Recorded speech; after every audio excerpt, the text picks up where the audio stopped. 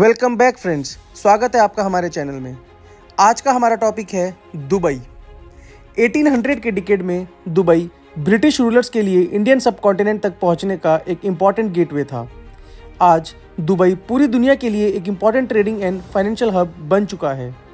Dubai एक प्रभावशाली महानगर है जहां ढेर सारी ऊंची ऊंची इमारतें और दर्जनों करोड़पति हैं।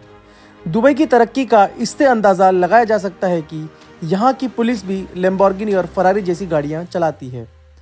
तो कैसे दुबई इतना रिच बना, आइए देखते हैं। क्या आप जानते हैं कि दुबई कुछ डिकेड से ही अपनी अच्छी किस्मत का आनंद ले रहा है। इससे पहले इसे पॉलिटिकल अनरेस्ट से लेकर इकोनॉमिक हार्डशिप तक कई संघर्षों से गुजरना पड़ा, जो मुख्य रूप से पर्ल इंडस्ट्री में गिरावट के कारण आया था। इसे अपने अमीर पड़ोसी अबू धाबी के साथ रिलेशन बनाए रखने के लिए भी काफ़ी संघर्ष करना पड़ा। इनफैक्ट दोनों देशों के बीच कई वर्षों तक बॉर्डर इश्यूज को लेकर आर्म्ड कॉन्फ्लिक्ट भी हुए हैं। फिर 1958 में शेख राशिद बिन सईद अल मखदूम पावर में आए। उन्होंने दुबई को एक मॉडर्न मेट्रोपोलिस के रूप में डेवलप करने का प्लान बनाया। इसकी फंडिंग के लिए शेख राशिद ने बिलियंस ऑफ डॉलर का लोन लिया। उन्होंने हेवी इन्वेस्टमेंट किया मॉडर्न इंफ्रास्ट्रक्चर को डेवलप करने के लिए। इसी बीच 1971 में दुबई ने ब्रिटेन से इंडिपेंडेंस पाया और यूनाइटेड अरब एमिरेट्स के 7 अमीरातों में से एक बन गया। लेकिन अपनी अर्थव्यवस्था पर महत्वपूर्ण ऑटोनॉमी के साथ दुबई अपने डेवलपमेंट प्रोजेक्ट को आगे बढ़ाता रहा। बेशक शुरुआती वर्षों के दौरान कई लोग ये समझने में असफल रहे कि शेख राशिद ने दुबई के लिए क्या कल्पना की थी, लेकिन उनके एफर्ट्स का रिजल्ट सामने आने में ज़्यादा समय नहीं लगा। दुबई के लिए उनके विजन को बाद में उनके बेटे शेख मखदूम बिन राशिद अल मखदूम 1990 से 2006 और शेख मोहम्मद बिन राशिद अल मखदूम 2006 से प्रेजेंट ने आगे बढ़ाया। दुबई इतना रिच कैसे हुआ? इंफ्रास्ट्रक्चर डेवलपमेंट दुबई की सक्सेस स्टोरी में एक टर्निंग पॉइंट था। फॉर एग्जांपल 1963 में इसने बड़े जहाज़ों को अपने पोर्ट्स में एंट्री की अनुमति देने के लिए दुबई क्रीक को खोदा। इससे दुबई के गोल्ड का री एक्सपोर्ट मार्केट बढ़ गया और ट्रेडिंग एक्टिविटीज़ को सिग्निफिकेंट बूस्ट मिला। 1960 में दुबई ने अपने पहले इंटरनेशनल एयरपोर्ट का अनावरण किया। आज यह दुनिया में सबसे अधिक इंटरनेशनल पैसेंजर ट्रैफिक के चार्ट में सबसे ऊपर है। यह इंटरनेशनल फ्रेट के लिए दुनिया के सबसे बिजिएस्ट एयरपोर्ट में से भी एक है। दुबई वर्ल्ड ट्रेड सेंटर और दुबई डायडॉक्स जैसे की प्रोजेक्ट्स के अलावा शेख राशिद ने road system, electricity, telecommunication, health care और बहुत कुछ चीज़ों का डेवलपमेंट में इन्वेस्ट किया।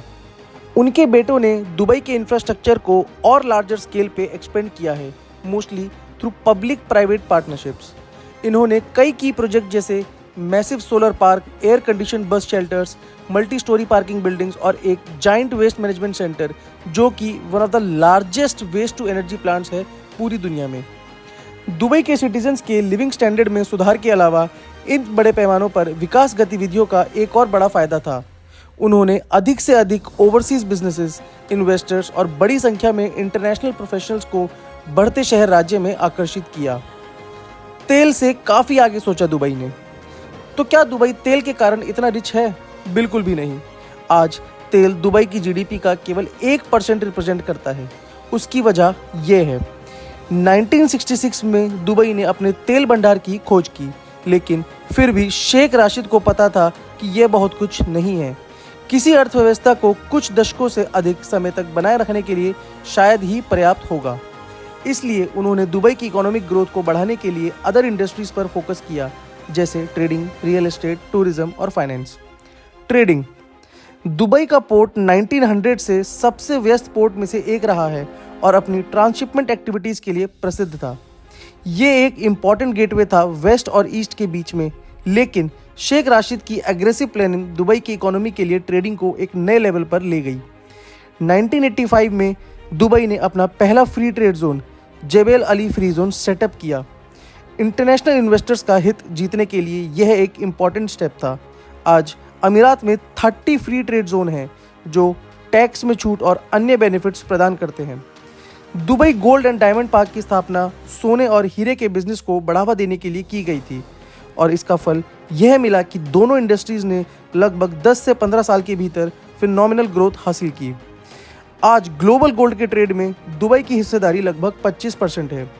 यह दुनिया का तीसरे सबसे बड़ा डायमंड ट्रेड सेंटर भी बन चुका है। यह उस इंडस्ट्री के लिए एक बहुत ही अद्भुत उपलब्धि है जो 2000 के डिकेड की शुरुआत में बहुत नेग्लिजिबल था। रियल एस्टेट दुबई की ग्रोथ में इंपॉर्टेंट रोल प्ले करता है। ज़्यादा रेजिडेंट्स के होने की वजह से दुबई में रेजिडेंट प्रॉपर्टीज़ की डिमांड बढ़ गई और साथ ही साथ कॉमर्शियल प्रॉपर्टीज़ की भी। इसके बाद दुबई ने कॉमर्शियल रियल एस्टेट बिल्ड करना स्टार्ट कर दिया, जैसे दुबई बिजनेस बे, दुबई साइंस पार्क। लेकिन दुबई यहीं नहीं रुका और दुबई का एम्बिशन था कि उन्हें मेजर ग्लोबल टूरिस्ट डेस्टिनेशन बनना है। और इसी सोच में दुबई ने वर्ल्ड की टॉलेस्ट बिल्डिंग बुर्ज खलीफा और वर्ल्ड का फर्स्ट 7 स्टार होटल बुर्ज अल अरब बिल्ड कर दिया। टूरिज्म दुबई टूरिज्म को नई ऊंचाइयों पे ले गया और बिजनेस ट्रैवलर्स के लिए ये एक फेवरेट डेस्टिनेशन बन गया।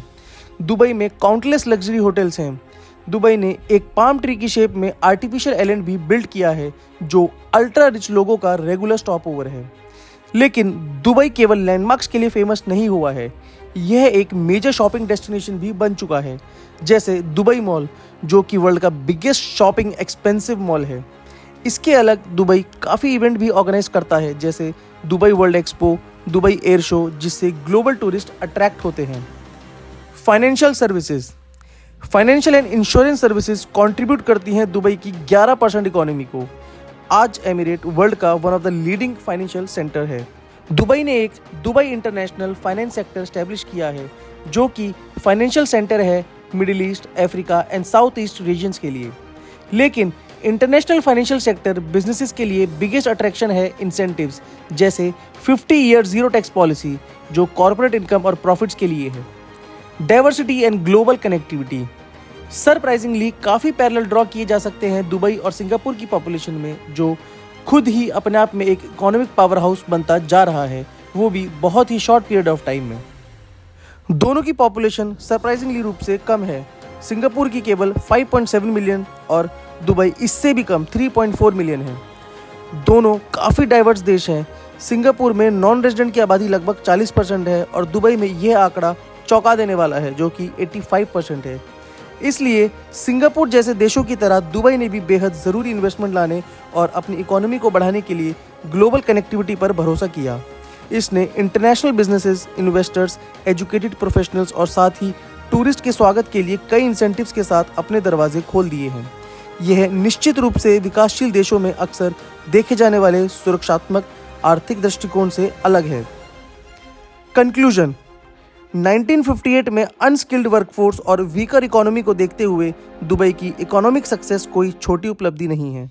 शेख राशिद ने अपने शहर राज्य के लिए जो महत्वाकांक्षी सपने देखे थे और इसे वास्तविकता बनाने के लिए उनके बेटों शेख मखदूम और शेख मोहम्मद का समर्पण एक शक्तिशाली कहानी बताता है कि दुबई इतनी तेज़ी से कैसे विकसित हुआ।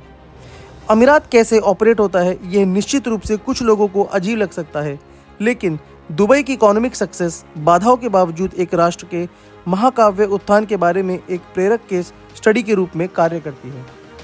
तो दोस्तों, ये थी दुबई से रिलेटेड कुछ इंपॉर्टेंट जानकारियाँ।